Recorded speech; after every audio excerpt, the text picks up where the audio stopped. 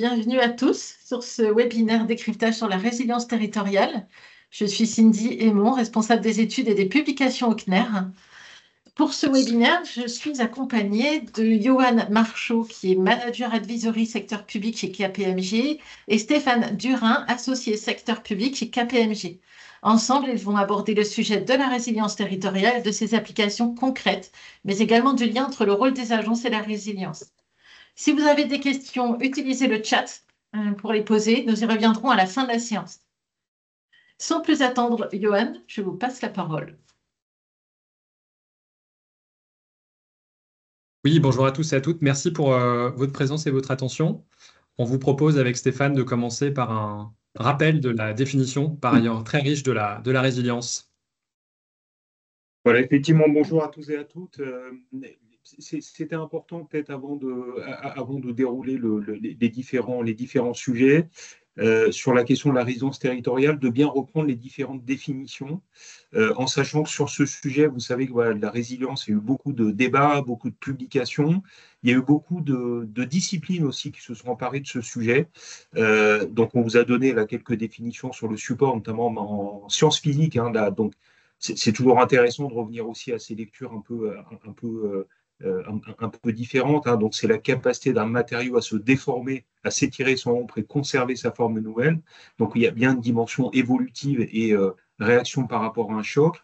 Il y a des définitions aussi en zoologie, il y a des définitions en psychologie de l'enfant. Vous savez qu'il y a Boris Cyrulnik, hein, qui avait pas mal travaillé sur cette question. Et donc, la résilience qui renvoyait à la capacité à surmonter en fait un trauma qu'on avait vécu pendant l'enfance. Et puis il y a aussi évidemment les différents acteurs du développement économique, hein, avec lesquels on a l'habitude au sens large, avec lesquels on a l'habitude de travailler avec Johan, qui ont posé un certain nombre de principes, un certain nombre de définitions, desquels on voulait partir avec vous en gardant bien à l'esprit, hein, qu'encore une fois, c'est un terme qui est éminemment polysémique, la résilience. Parfois, cette tendance, on essaie de tout mettre, hein, sous le terme de résilience, mais donc on arrive à bien repartir aussi une définition commune. Donc les points qu'on voulait rappeler, c'est qu'on est effectivement sur une approche de résilience qui est en capacité, on vous a donné la définition de l'ADEME qui nous paraît assez opératoire, notamment pour définir un plan d'action derrière, et on vous a dit en quelques mots. Donc ces capacités d'anticiper des perturbations, j'insiste sur ce point, parce que souvent quand on parle de résilience, on mentionne le choc, on mentionne la capacité à surmonter un choc et à revenir vers un état antérieur ou un état différencié, mais on intègre assez peu cette question d'anticipation et de prévision. Et ça fait partie effectivement, de nos axes de travail avec Johan, de bien rappeler que la résilience, c'est quelque chose qui s'anticipe. Il y a des fondamentaux à poser et que ce n'est pas seulement la résistance par rapport à un choc, ce n'est pas seulement cette capacité à surmonter des difficultés, c'est aussi et surtout une capacité à les repérer, à les évaluer, à les détecter. Donc la définition de l'ADEME, elle est intéressante, hein. Vous avez une capacité d'anticiper des perturbations, qu'elles soient brutales ou lentes, d'en absorber les effets. Donc ça, c'est effectivement une approche assez classique, hein, de la résilience. Se relever et rebondir grâce à l'apprentissage et à l'innovation. Et puis le dernier point, là aussi, sur lequel il faut vraiment insister, c'est l'évolution vers un nouvel état. Hein, c'est pas un retour vers l'ex-ante, c'est pas un retour à l'identique. On est sur une nouvelle logique, une nouvelle dynamique, un état aussi, donc il y a aussi une dimension qualitative, un état plus équilibré, décidé et construit collectivement. Donc il y a bien une dimension apprentissage dans cette notion de résilience. Donc voilà, je vais pas être plus long, je ne vais pas se perdre dans différentes définitions, mais rappeler que ça, moi j'aime bien cette définition de l'ADEME, elle permet d'avoir une vue globale sur le sujet. Rappeler qu'on est dans l'anticipation, premier point. Deuxième point, on est dans l'absorption. Et troisième point, on est dans l'évolution vers un nouvel état plus équilibré, plus qualitatif, etc., etc. Donc, c'est ces trois éléments qui nous serviront de jalon lors de la présentation qu'on va dérouler avec Johan, en rappelant bien qu'on se gardera un temps substantiel de réponse aux différentes questions, parce qu'on imagine qu'il y aura beaucoup de questionnements suscités par notre exposé. Donc, l'objectif, c'est de pouvoir, en un clin d'œil, vous partager un état de l'art, c'est-à-dire des différentes typologies, catégories ou différents registres de la résilience qu'on a pu observer, sachant que, évidemment, on a parfois des dispositifs qui portent directement et empruntent le nom de résilience, et parfois, indirectement, on peut avoir des actions des dispositifs ou des politiques publiques dont le champ peut relever de l'une de ces catégories. Et donc, on vous propose cette synthèse des différentes catégories donc, de la résilience, à la fois prioritairement, évidemment, la résilience qu'on peut qualifier d'urbaine. Et c'est plutôt un registre qui concerne donc prioritairement le monde urbain, celui des villes, et notamment ses capacités des villes et la gouvernance urbaine d'une certaine manière, à effectivement reprendre les termes qui ont été évoqués au préalable par Stéphane, à anticiper, absorber ou transformer certains impacts de perturbations.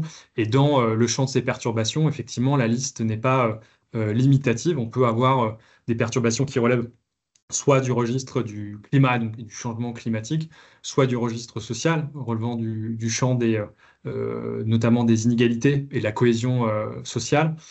Également aussi, hein, et on le voit de plus en plus dans l'actualité et le contexte actuel, l'influence et l'impact de la cybersécurité et la cybersécurisation des villes, qui parfois, lorsqu'elle est minorée, peut poser des problèmes, notamment de continuité de service de certaines infrastructures vitales. Donc, résilience urbaine, une catégorie qui renvoie aussi à la notion de gestion des risques urbains, le fait d'être en capacité d'identifier et d'anticiper certains aléas et mécaniquement d'intervenir de la manière la plus optimale possible pour réduire l'exposition ou la vulnérabilité de cette catégorie-là. Résilience aussi économique qu'on a pu voir un petit peu affleurer dans des travaux, des articles, c'est-à-dire concrètement la capacité d'un système économique, derrière un système économique pour être beaucoup plus concret, on peut parler soit de secteur d'activité, soit de filière, à essayer de se résister toujours à ce choc et à se réorganiser. Évidemment, on peut, sur ce registre-là, penser aux notions de dépendance à certaines ressources, notamment des métaux rares ou d'une ressource externe à l'économie propre du territoire. Voire aussi, on a pu entendre parler des dépendances de certains territoires à des typologies de revenus territoriaux. Et c'est notamment les grands travaux d'Olivier Portier qui ont bien cartographié ces typologies de revenus, à la fois ceux qui sont issus du tourisme, de la production, de la fonction publique ou des revenus sociaux, par exemple, et d'avoir aussi des territoires qui sont en capacité de lisser des chocs conjoncturels. On y reviendra dans un exemple très concret, notamment en lien avec la crise sanitaire, où on a vu en tout cas des initiatives très concrètes relever de la résilience pour améliorer cette résilience économique. De grandes aussi catégories qui sont très, très intimes et très proches, à la fois la résilience climatique. On vous apprend rien sur ce champ, tant il devient de plus en plus investi, à la fois à travers de dispositifs, notamment de plans de prévention de risques, et puis évidemment d'actions très proactives des territoires visant à atténuer ce changement et à s'adapter au changement climatique. Et puis évidemment une résilience plutôt écologique, environnementale, où on voit des territoires effectivement travailler énormément, on l'a vu sous l'angle par exemple de la préservation de la biodiversité, par exemple, qui est un vrai enjeu qui transparaît dans beaucoup de politiques publiques et de champs d'intervention d'acteurs qui, en tout cas, gagnent en importance dans ce que l'on a pu nous observer. Et puis enfin, qu'on peut qualifier de résilience à un niveau plus micro, à la fois la résilience sociale, qui est cette capacité d'une communauté d'acteurs unis soit par des liens amicaux, familiaux, historiques, à essayer d'anticiper et de surmonter des chocs. Et donc ça, c'est tout un champ évidemment de la littérature lié notamment à la résilience communautaire. On peut aussi penser au travail, par exemple, qui a été fait notamment par Mohamed Younous, le fondateur de la Grameen Bank, qui a réussi dans des communautés très isolées en Inde à développer le microcrédit et de faire en sorte que finalement ces communautés, auparavant exclues du système bancaire, puissent être autonomes.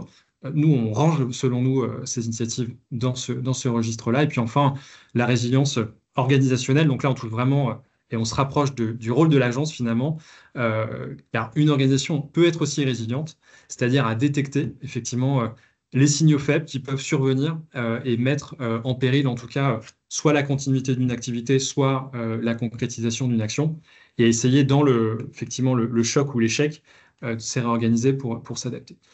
Et deux derniers points, on peut voir graviter autour de ces notions très conceptuelles, et on va arriver à des exemples très concrets d'ici quelques minutes, la notion à la fois de vulnérabilité, qu'on distingue par rapport à la résilience, c'est-à-dire la vulnérabilité, c'est plutôt mesure du degré, on va dire, d'exposition d'un territoire à un risque, à des aléas qui peuvent être soit quantifiés, soit qualifiés, et la capacité de réponse du territoire ou d'un système à ce risque.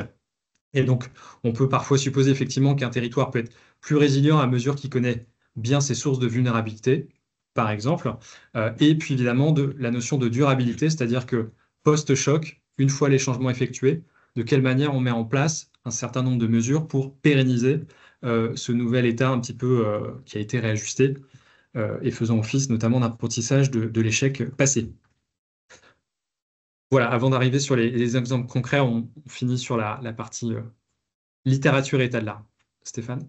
Oui, oui, non, non, mais très rapidement, ce que tu as dit l'essentiel, Johan, en rappelant bien que la résilience se décline en fait sur différents secteurs et différentes thématiques.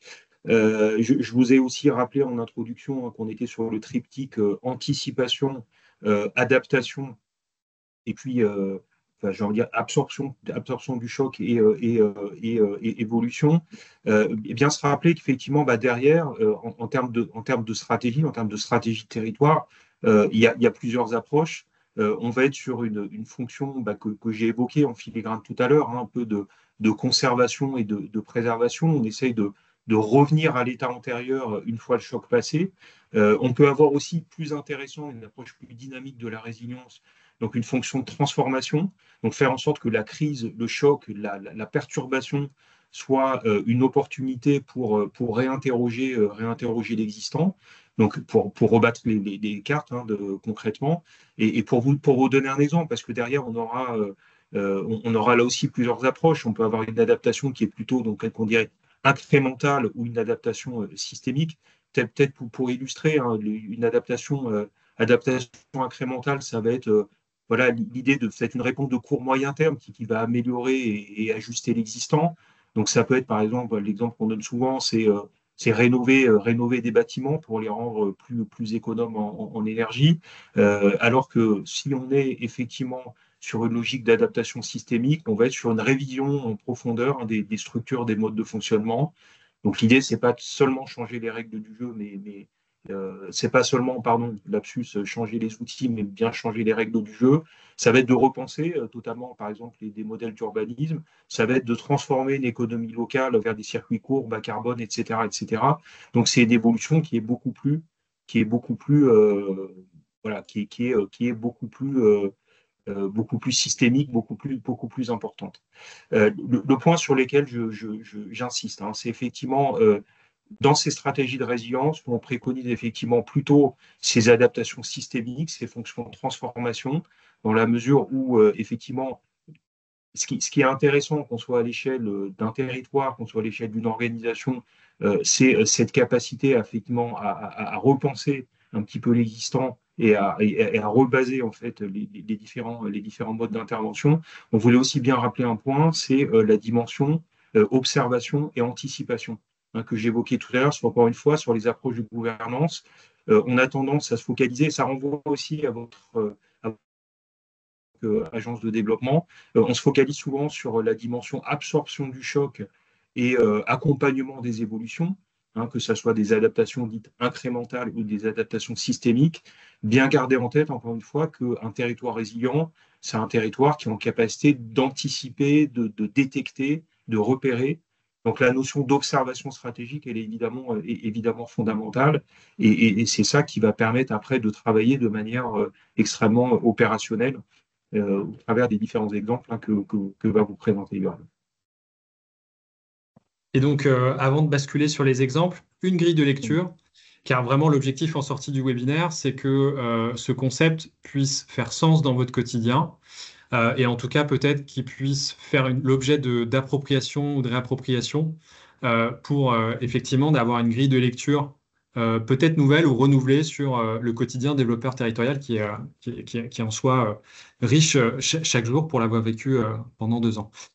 Et avant cela, simplement une grille de lecture qui est assez diffusée, officielle, institutionnelle, bien établie, qui est la boussole du CEREMA, qui est un canevas qui permet à la fois effectivement de partir, bon, ce qu'on a dit, hein, c'est l'objet de l'évolution et de la capacité externe d'absorption, on ne va pas y revenir, on l'a assez évoqué, mais c'est important de partir de cette représentation-là. Et en miroir, effectivement, le CRMA, de manière très claire, balise des leviers pour accompagner et aider les territoires à renforcer leur résilience. Donc, effectivement, il y a des catégories assez bien identifiées. Par exemple, sur le volet de la stratégie et la gouvernance, un territoire est résilient dans l'hypothèse où la gouvernance est effectivement partagée, tout en insistant sur, et ils insistent à juste titre sur ce point, la participation, par exemple, citoyenne, d'avoir aussi des capacités de coopérer de manière territoriale au sein d'un territoire à différentes échelles, au-delà des périmètres administratifs. Et le grand registre de la coopération territoriale, on le voit aussi hein, entre des métropoles et des territoires périurbains, par exemple, via des protocoles d'entente territoriaux. On pourra y revenir. Et puis, effectivement, d'intégrer les vulnérabilités dès la conception de projets qui peuvent être mis en œuvre et financés notamment par les acteurs publics et privés.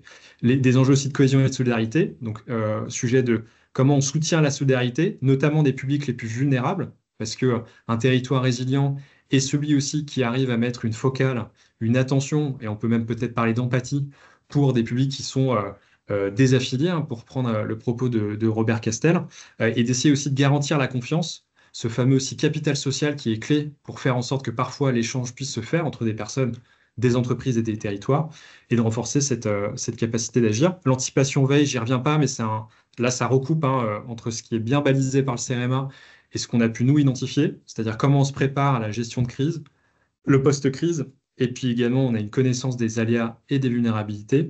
Et puis enfin, trois derniers leviers, un vrai sujet sur la robustesse et la continuité, c'est-à-dire de quelle manière, par les leviers, on réduit l'exposition et on assure une certaine continuité de service. On entend beaucoup parler hein, de plans de continuité d'activité au sein d'organisations, notamment aussi d'organisations d'intérêt dit vital, hein, dont la souveraineté dépend. Pourquoi pas, à un moment, étendre ce concept à un plan de continuité d'activité territoriale? Et de quelle manière, finalement, on arrive à sécuriser la continuité des grandes fonctions d'infrastructure, de services d'un territoire, et peut-être de quelle manière on peut collectivement y participer. Adaptation, apprentissage, innovation, j'y reviens pas, mais ça entre vraiment en écho à la notion, avec la notion pardon, de résilience aussi organisationnelle. Et puis enfin, sobriété et besoins essentiels, c'est-à-dire concrètement, un territoire résilient est celui qui est aussi en capacité à ne pas perdre de vue les besoins vitaux entre l'alimentation, l'énergie, le souci d'être aussi intégré dans un cadre sociétal, etc. Et on va voir un exemple du département de la Gironde, qui est aussi un levier important pour faire en sorte que le territoire soit résilient. Donc, cadre de définition rappelé, très riche, hein, polysémique, comme l'a rappelé Stéphane, des notions aussi très importantes, anticipation, adaptation, et puis également absorption du choc, avec des différentes manières dont on a vu, hein, incrémentale, systémique, différents registres, et puis une première grille de lecture très concrète proposée par le CRMA. On voulait simplement finir cette présentation dans le temps que l'on a par quelques applications concrètes qu'on a pu observer. Le point intéressant, c'est qu'au-delà de cette liste, qui est évidemment non exhaustive, deux premières observations. La première, c'est peut-être d'avoir aussi votre retour terrain sur peut-être le fait que vous ayez identifié, vous aussi, peut-être des actions qui peuvent relever de l'un des champs de la résilience qu'on a pu décrire. Même si l'action en tant que telle n'est peut-être pas estampillée résilience.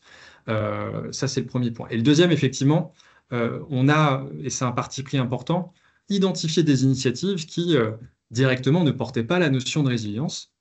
Mais si on essaye d'avoir un petit peu ce pas de côté et cette grille de lecture qu'on peut qualifier de manière un petit peu prétentieuse hein, à 360, et de se dire que finalement toutes les catégories de la résilience se tiennent en même temps, eh bien on constate que les territoires mettent en œuvre, impulsent des choses qui collectivement enrichissent ces grandes catégories.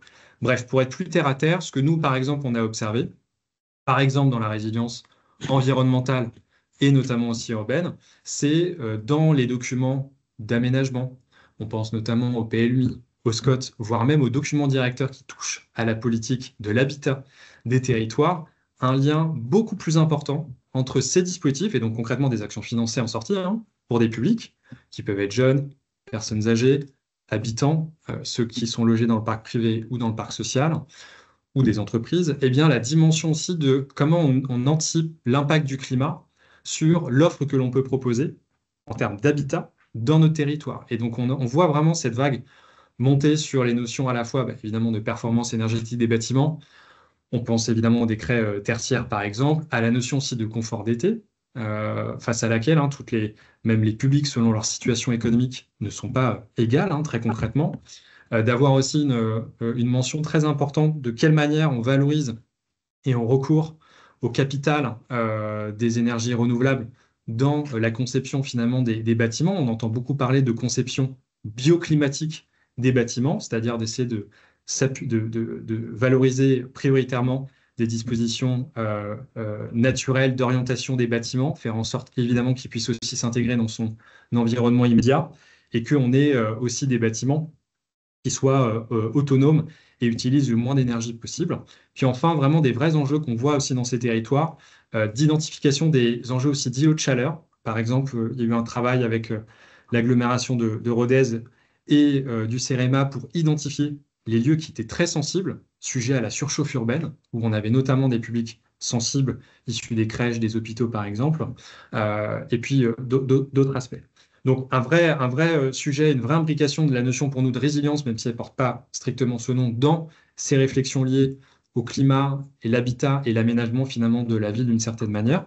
Vous avez aussi dans cette catégorie une démarche qui est maintenant bien aboutie, qui est toujours en cours d'avancement, par exemple des démarches prospectives, et on pense notamment à celle qui est menée en Corse, où l'objet est finalement assez simple, c'est de mettre autour de la table toute une série à la fois de personnes qualifiées et d'essayer notamment au travers de conférences publiques, et de voir de quelle manière on peut répondre à des enjeux qui seront ceux de la Corse de demain. Et donc évidemment, on a des solutions qui émergent dans le registre du changement climatique, du développement du capital humain, de comment aussi on gère les notions de fracture et de continuité, des enjeux aussi de connectivité et de mobilité, et puis enfin le rôle de l'action publique dans cette démarche prospective qui, pour nous, trouve un sens, en tout cas, à être évoqué dans le présent séminaire.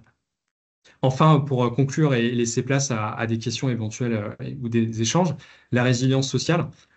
Deux points qui nous ont, par exemple, marqué, c'est la démarche du département de la Gironde, qui date à peu près de 2019, qui a été ce travail important pour identifier tous les aléas. Ils en ont identifié à peu près une cinquantaine. Ils peuvent être naturels, climatiques, sanitaires, sociétaux, etc., cyber, qui ont été étudiés, et de voir finalement de quelle manière le territoire est sensible par rapport à certains d'entre eux, donc en fonction de leur criticité, et de voir également aussi de quelle manière on les anticipe et on met en œuvre des actions très concrètes pour préserver les besoins essentiels de la population. Et vous le verrez, mais on pourra partager le document en sortie. Ces besoins sont très variés, à la fois passant de l'alimentation, du logement, la cohésion sociale, etc. Et donc, il y a un vrai travail territorial pour essayer d'anticiper ces enjeux. Et exemple un peu plus proche peut-être de votre position actuelle, qui est là traversée de beaucoup d'enjeux aussi, c'est, à notre sens, par exemple, lorsqu'on a l'agence de développement intercommunal de la CC Sud Mayotte, donc au sud de Mayotte, qui prend à bras-le-corps le sujet de l'illettrisme et de l'illettrisme.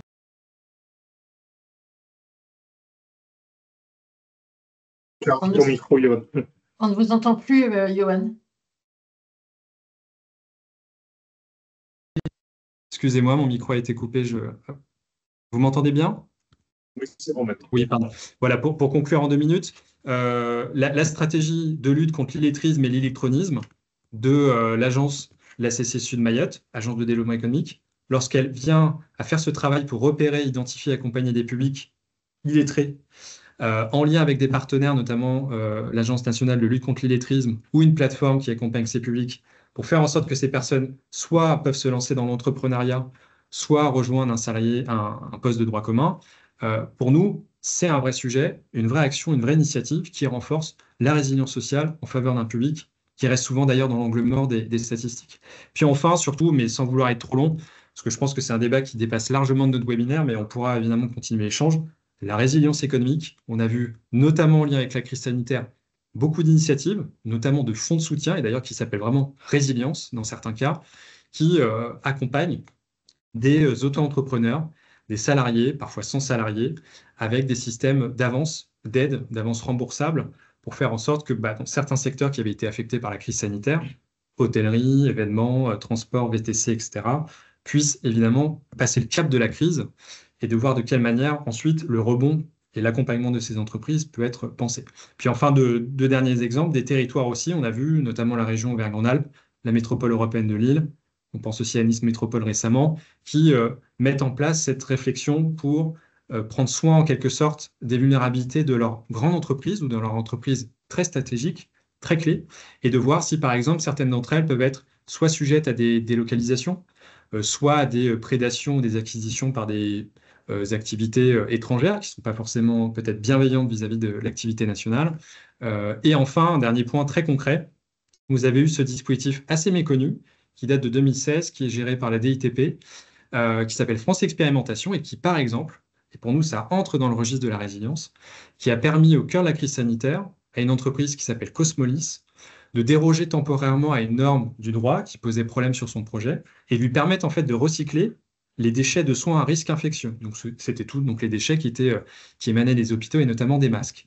Et donc concrètement, grâce à un levier juridique, une volonté étatique politique et une volonté d'une entreprise, collectivement, ils ont pu créer de l'emploi, générer de l'activité et finalement outrepasser un petit peu la crise, ou en tout cas essayer de la traverser et d'en tirer en tout cas un enseignement et une forme de rebond.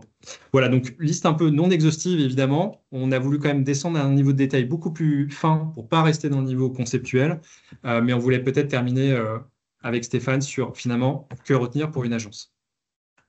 Oui, alors effectivement, pour une agence, c'est très important ce que tu as présenté, Johan. Tu as, les différentes ramifications, les différentes approches thématiques sur la résilience, donc qui peut renvoyer à une multitude de sujets. Tu as parlé de la résilience économique, notamment la résilience sociale.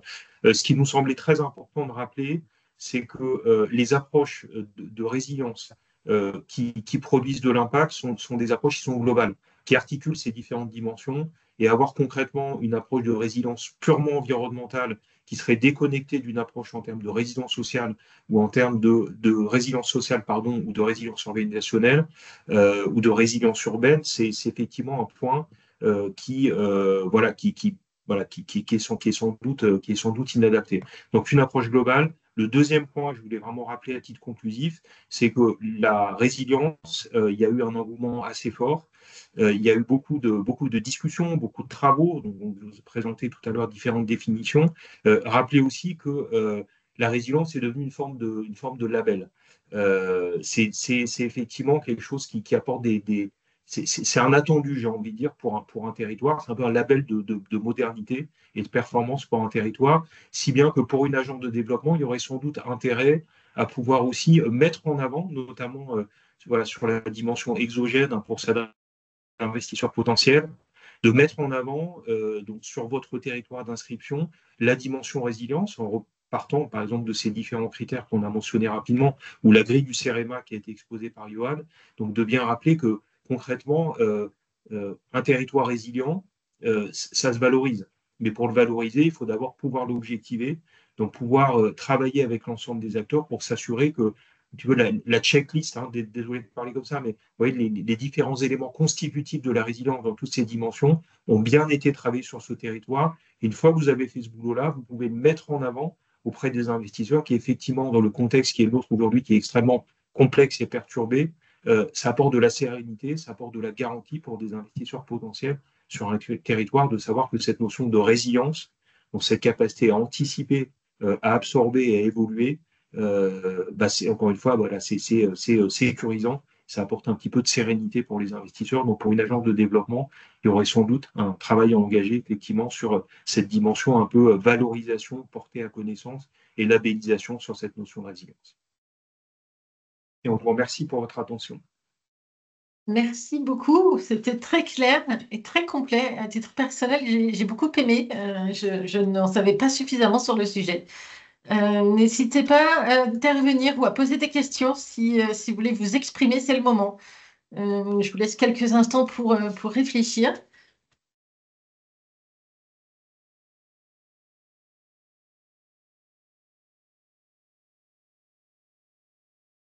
Je rédigerai un article avec le support qui sera disponible sur la page replay de notre nouveau site web. Pour y accéder, vous aurez besoin de vos identifiants. N'hésitez pas à les demander. Aucune On espère réaction. on espère qu'on a été Oui, vous clair avez ou pas été assez loin, mais très très clair, visiblement. Et on se tient évidemment à votre disposition pour voilà, Oui, prolonger la discussion de manière ou d'une autre.